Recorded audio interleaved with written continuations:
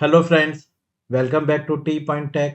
Students, core Java की series में previous video में हमने कवर किया था इनहेरिटेंस। आज इस वीडियो में हम कवर करने जा रहे हैं इंटरफेसेस। सबसे पहले हम कवर करेंगे कि इंटरफेसेस में जो चेंजेस हुए हैं वो किस किस वर्जन में हुए हैं और क्या क्या चेंजेस हुए हैं, और फिर इंटरफेस का यूज़ डायमेंट एम्बिगुइटी को सॉल्व करने के लिए यूज़ किया जाता है। चलिए स्टार्ट करते हैं। पहले थ्योरेटिकली समझते हैं, फिर प्रैक्टिकल करके आपको दिखाते हैं। स्टूडेंट्स, प्रीवियस वीडियो में हमने इंटरफेसेस कवर कर लिए थे, जिसमें मैंने इनहेरिटेंस क्लासेस और इंटरफेसेस की दोनों की आपको करके दिखाई थी। आज मैं मेजर चेंजेस कवर करने जा रहा हूं जो इंटरफेसेस में हुए हैं। स्टूडेंट, जो मेजर चेंजेस हैं इंटरफेसेस में वो जावा 7 में, जावा 8 में और जावा 9 में होंगे। जावा 8 तक जो इंटरफेस था वो फुली एब्स्ट्रैक्ट था, आप देख सकते हैं। मतलब कि जो भी आप मेथड डिक्लेयर करेंगे इंटरफेस में जावा 7 तक वो फुली एब्स्ट्रैक्ट होंगे, और जो वेरिएबल है वो पब्लिक स्टैटिक फाइनल होगा। क्लियर? जावा 8 से वेरिएबल तो सेम वही रहे कि पब्लिक स्टैटिक फाइनल होंगे, लेकिन जो जावा 8 में चेंजेस हुए हैं वो कि आप इंटरफेस में स्टैटिक मेथड और डिफ़ॉल्ट मेथड भी डिक्लेयर कर सकते हैं विद डेफिनेशन बॉडी के साथ। ये दो चेंजेस हुए हैं जावा 8 में। एब्स्ट्रैक्ट मैटर तो होंगे ही, साथ में स्टैटिक और डिफ़ॉल्ट मेथड भी आप लिख सकते हैं। जावा 9 में एब्स्ट्रैक्ट मेथड के साथ साथ प्राइवेट मेथड, स्टैटिक और डिफ़ॉल्ट भी हो सकते हैं। वेरिएबल वही रहेगा, पब्लिक स्टैटिक फाइनल। मतलब वेरिएबल को लेकर कोई चेंजेस नहीं है, केवल मेथड्स में है। तो जावा 9 में एब्स्ट्रैक्ट मेथड तो है ही, प्राइवेट मेथड और आ गए। स्टैटिक और डिफ़ॉल्ट जावा 8 से आ गए थे। तो आप कह सकते हैं कि जावा 9 में जो नई चीज़ आई है वो है कि आप इंटरफेस में अब प्राइवेट मेथड भी डिक्लेयर कर सकते हैं। ओके, तो ये चेंजेस आपके इंटरफेसेस में होंगे। चलिए इसको इम्प्लीमेंट करके आपको दिखा देते हैं।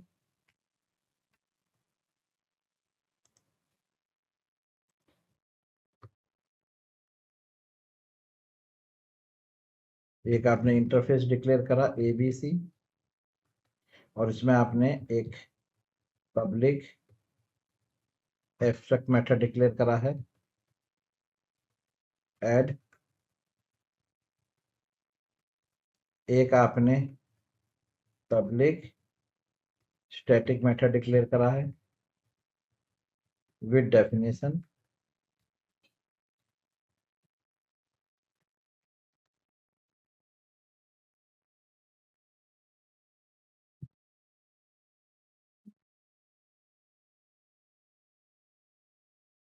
ये स्टैटिक मेथड है स्टूडेंट इंटरफेस का, तो ये इनहेरिट नहीं होगा। ठीक है, मतलब आप इसे इंटरफेस के नाम से इसे कॉल करेंगे। दूसरा मेथड आया है पब्लिक डिफॉल्ट।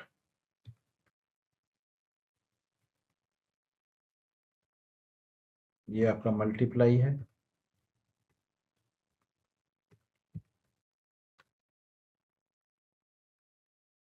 ये इनहेरिट होगा आपका x इंटू वाई।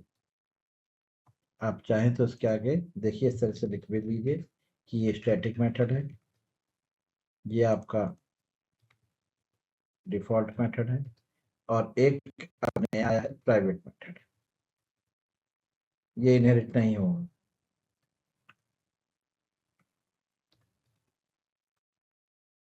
क्लियर है? तो प्राइवेट मेथड की भी आपकी में इनहेरिटेंस नहीं होगी।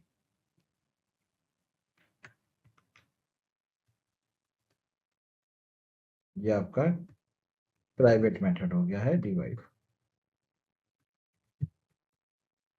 x divide by. लीजिए क्लियर। अब आप एक चाइल्ड क्लास डिक्लेयर करिए XYZ और उसमें इम्प्लीमेंट करा दीजिए ABC। तो स्टूडेंट्स जैसे आप इम्प्लीमेंट्स कराएंगे ABC को, तो इसका जो आपका एब्स्ट्रैक्ट मेथड है ऐड, वो आपको यहाँ पर डिफाइन करना पड़ेगा। ये देखिए इसकी डेफिनेशन आपको देनी पड़ेगी। तो आपने यहाँ लिखा पब्लिक, और अब एब्स्ट्रैक्ट कीवर्ड नहीं लिखेंगे आप,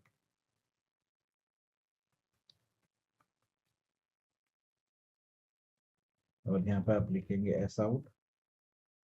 ये डेफिनेशन आप दे रहे हैं आपका जो ऐड मेथड है, और ये डेफिनेशन आपको XYZ प्रोवाइड कर रहा है। तो ये हमारा जो मेथड है ये आपका ओवरराइड, ठीक है। ये मेथड XYZ का जो मेथड है ऐड, ये ओवरराइड कर देगा ABC के एब्स्ट्रैक्ट मेथड ऐड। ओके, चलिए अब आप यहाँ पर XYZ का ऑब्जेक्ट डिक्लेयर करिए।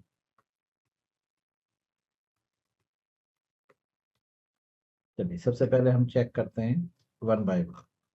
सबसे पहले हम चेक करते हैं कि क्या ये हमें स्टैटिक मेथड इनहेरिट होके मिल रहा है XYZ में। तो आपने यहाँ लिखा एक्सेप्ट डॉट, ये देखिए माइनस,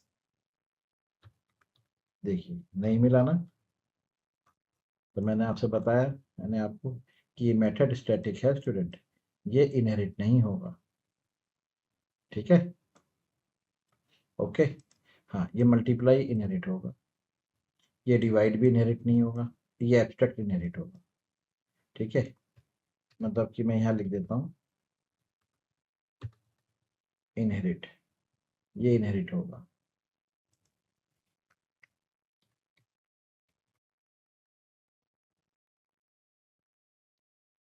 स्टैटिक इनहेरिट नहीं होता है, ये तो डिफरेंस है इनमें जो आपको याद रखना है।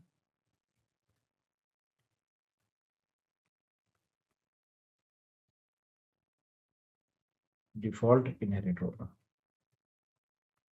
प्राइवेट इनहेरिट नहीं होगा।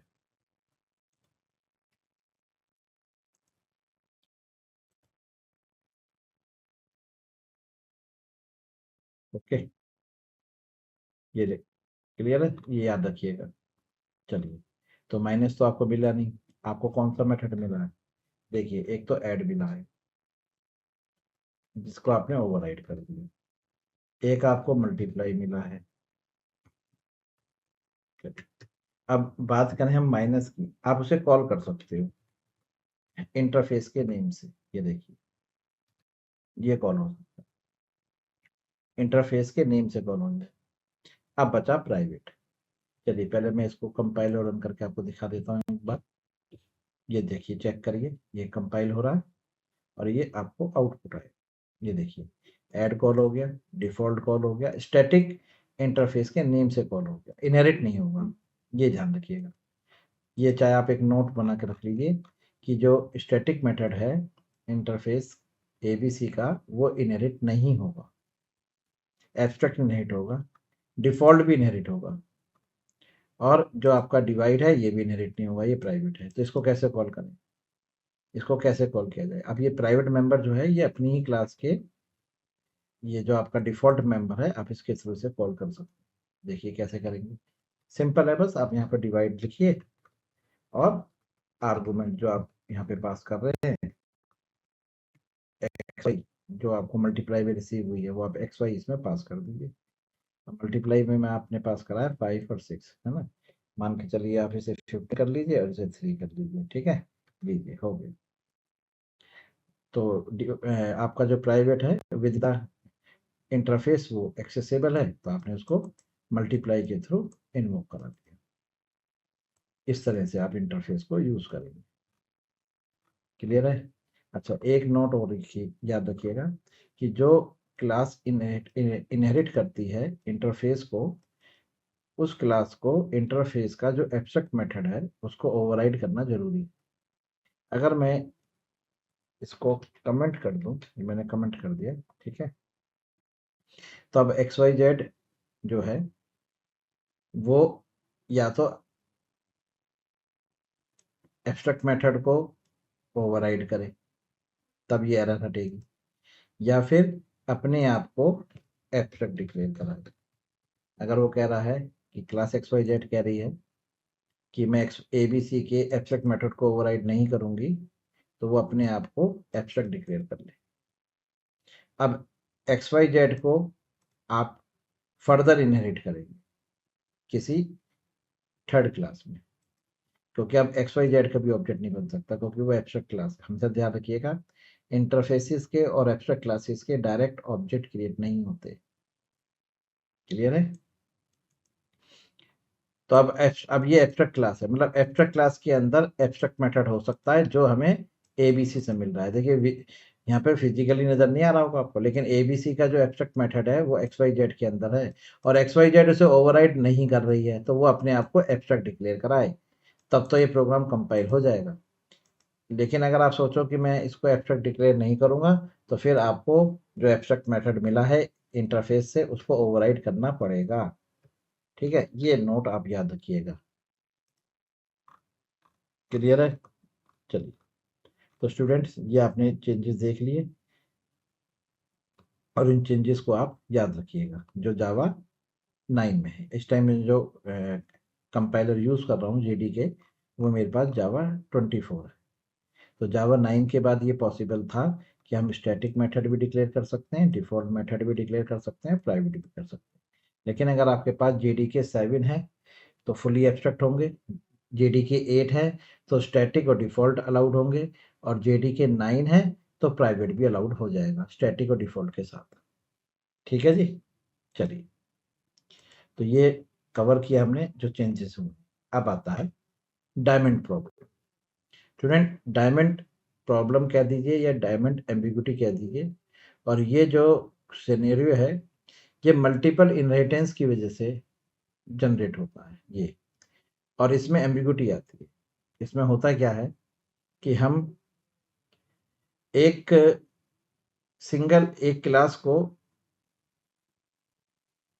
एक क्लास A है जिसके हमने 2 चाइल्ड क्रिएट करे B और C, और B और C पेरेंट हुए D के, लगभग D के 2 पेरेंट हैं B और C, और B और C का पेरेंट है A। तो इसलिए देखिए ये इस तरह से डिजाइन हो रहा है, इसलिए इसको डायमंड कहते हैं।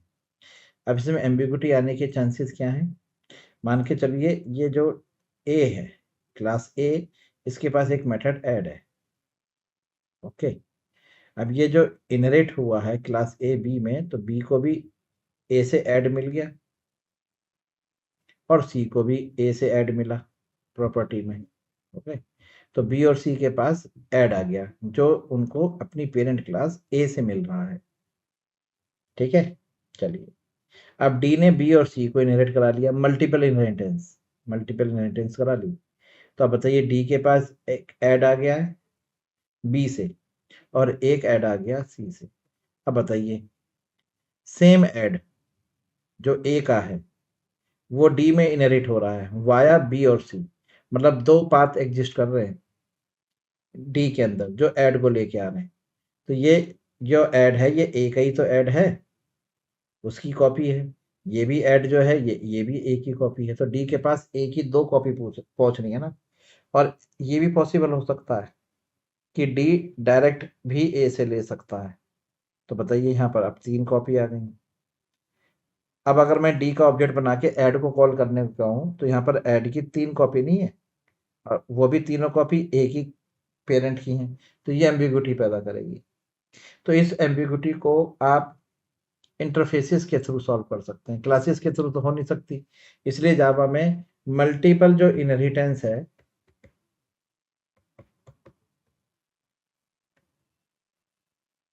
वो क्लासेस को लेकर तो हो ही नहीं सकती, क्योंकि ये एम्बिग्यूटी आएगी। वो प्रोसेस सिर्फ इंटरफेस से है।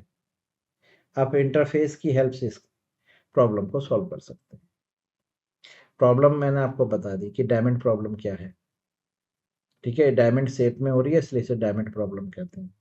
यहाँ पर जो पेरेंट है A, उसकी 2 इनहेरिटेंस पाथ हैं B और C, और B और C इनहेरिट हो रहे हैं D में। तो A की जो कॉपी है वो वाया B और वाया C पहुंच रही है D में, तो D के पास 2 कॉपी पहुंच गई ना A की। तो यहाँ पर क्या प्रॉब्लम हो गई? एम्बिग्यूटी की। कन्फ्यूजन हो गई। इसलिए इसको आप रिजॉल्व करने के लिए एक ही तरीका है कि आप क्लासेस को छोड़ दें, क्योंकि क्लासेस के बीच में इनहेरिटेंस नहीं हो सकती। अगर होगी तो इस तरह की एम्बिग्युइटी आएगी, इसलिए जावा मल्टीपल इनहेरिटेंस में क्लासेस को लेती ही नहीं, होगी नहीं क्लासेस को लेकर, सिर्फ इंटरफेसेस से हो सकती है। क्यों? क्योंकि इंटरफेस के केस में जो पेरेंट होता है वो एब्स्ट्रैक्ट होता है, ठीक है, और उसकी इनहेरिटेंस जब चाइल्ड में होंगी तो उसके पास क्या जाएगा, रेफरेंस जाएगा, ठीक है। तो हम इंटरफेसेस को लेकर मल्टीपल इनहेरिटेंस कर सकते हैं। चलिए मैं आपको करके दिखाता हूँ, ये देखिएगा।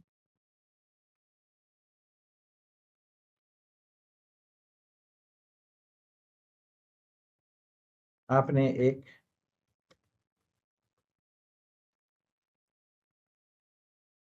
इंटरफेस डिक्लेयर करा ए, और उसके अंदर एक पब्लिक वॉइड ऐड मेथड है जो एब्स्ट्रैक्ट है।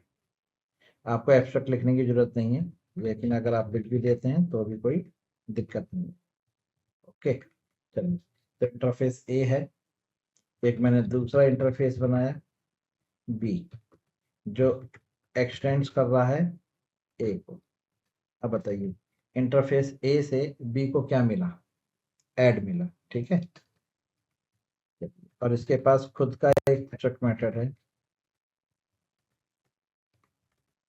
void minus. तो इंटरफेस बी के पास एक ऐड मेथड है जो उसको पेरेंट ए से मिल रहा है, और उसका खुद का डिक्लेयर्ड है माइनस। इंटरफेस है तो एब्स्ट्रैक्ट मेथड आपको मिलेगी। इंटरफेस सी जो एक्सटेंड कर रहा है ए को, अब ए से सी को भी ऐड मेथड मिला, और उसके पास अपना जो एब्स्ट्रैक्ट मेथड है वो है मल्टीप्लाई। जी,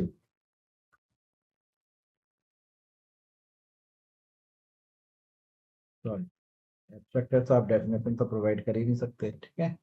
चलिए, अब आपने एक क्लास बनाई बी जो इम्प्लीमेंट्स कर रही है बी को और सी को। लीजिए, अब बताइए डी के पास बी और सी से क्या है, कर्सर रख लीजिए, अपने आप दिखा देगा। देखिए, D must either declare abstract, या तो मैं डी को एब्स्ट्रैक्ट डिक्लेयर कर दूं जो मैंने अभी अभी बताया, नहीं तो वो एब्स्ट्रैक्ट मेथड जो है माइनस बी से उसको क्या करें, ओवरराइड करें। मतलब डी के पास जो बी से एब्स्ट्रैक्ट मेथड आ रहा है और डी के पास जो सी से एब्स्ट्रैक्ट मेथड आ रहा है उनकी डेफिनेशन प्रोवाइड कर दीजिए। तो लीजिए, पब्लिक वॉइड बी से क्या क्या आए हैं, आप कहेंगे बी से एक तो ए आया है जो इनहेरिट हुआ था ए से बी में, और बी का अपना खुद का माइनस, तो बस एक तो ऐड की डेफिनेशन लिख दीजिए जो कहाँ से आ रही है, ए से आ रही है बी में, ठीक है, वाया।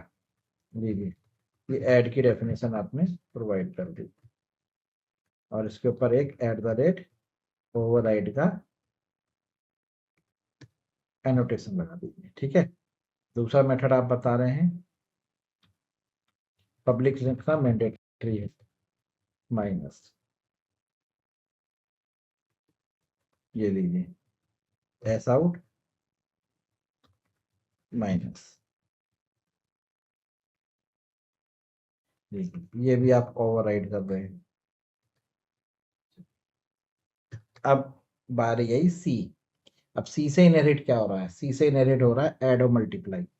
तो ऐड तो हम ओवरराइड कर चुके हैं, क्योंकि ऐड की जो डेफिनेशन है, सॉरी जो डिक्लेरेशन है, वो इंटरफेस ए के अंदर है, जो बी में भी इनहेरिट हुई थी और सी में भी इनहेरिट हुई थी। तो बी से एक बार आ चुकी है, आपने ओवरराइड कर दिया, तो सी के पास भी यही ओवरराइड वाली जो डेफिनेशन है जो डी प्रोवाइड कर रहा है वो बी और सी को मिल जाएगी ऐड के लिए।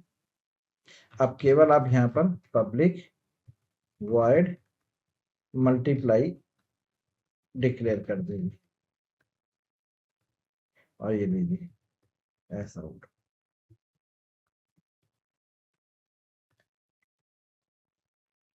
एक्स इंटू वाई, हो गया। चलिए, अब आप यहाँ पर XYZ क्लास का नाम क्या है हमारे पास? डी है, सॉरी, क्लास डी का ऑब्जेक्ट क्रिएट करिए।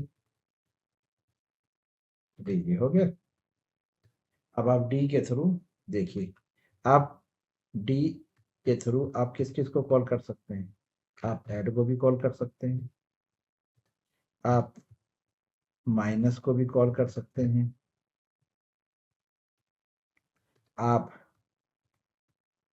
मल्टीप्लाई भी कॉल कर सकते हैं। जी हो गई। अब बताइए, डी के पास एक ऐड है, अब उसकी जो ऐड है जो डी के पास है वो बी और सी से आ रहा है, तो जो भी पहले इनहेरिट होगा वही वाला पाथ एग्जिस्ट करेगा। कहने का मतलब ये है कि पहले यहाँ पर इनहेरिट कौन हो रहा है, देख लीजिए, बी इनहेरिट हो रहा है, तो जो ए से ऐड आएगा वो बी के थ्रू आएगा, जो भी पाथ पहले एग्जिस्ट करेगा। पहले बी है ना, तो पहले बी से आएगा, फिर सी से नहीं आएगा। एम्बिगुइटी ऐसे आपकी सॉल्व हो जाएगी। Clear student? तो ये है डायमंड एम्बिगुइटी का सॉल्यूशन। चलिए स्टूडेंट्स, इस वीडियो में इतना ही, जिसमें हमने कवर करा जो चेंजेस हुए इंटरफेसेस में उनको कवर करा और डायमंड प्रॉब्लम को कवर करा। अगर ये वीडियो आपको अच्छी लगी, समझ में आई, ये एग्जांपल आपको समझ में आए, तो प्लीज़ इस वीडियो को अपने फ्रेंड्स के साथ भी शेयर करिए, लाइक करिए और कमेंट्स करिए। और अगर आप हमारे चैनल पर नए हैं तो प्लीज़ हमारे चैनल को सब्सक्राइब करिए। नेक्स्ट वीडियो में हम आपको बताएंगे एब्स्ट्रैक्ट क्लासेस। तब तक के लिए good bye, thank you very much.